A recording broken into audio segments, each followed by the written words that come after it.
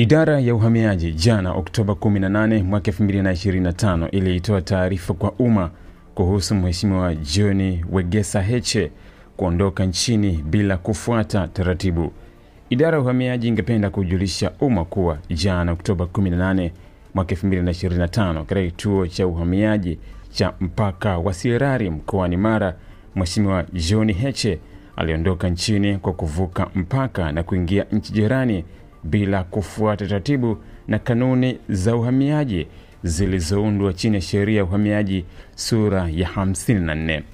Hivyo idara ya uhamiaji inatoa wito kwa raia wa Tanzania na wageni wote wanaotoka na kuingia nchini kufuata taratibu na kanuni zinazoongoza uingiaji, ukaaji na utokaji wa watu nchini ili kuepuka kutenda kosa na kuchukuliwa hatua za kisheria.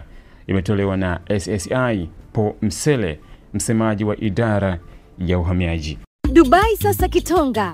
Safirisha mizigo kwa punguzo la bei, yani dola 350 tu kwa CBM. Ni kwa bidhaa za toy, pochi, viatu na vifaa vya simu. Kilimanjaro Star Cargo, Simba Bahari.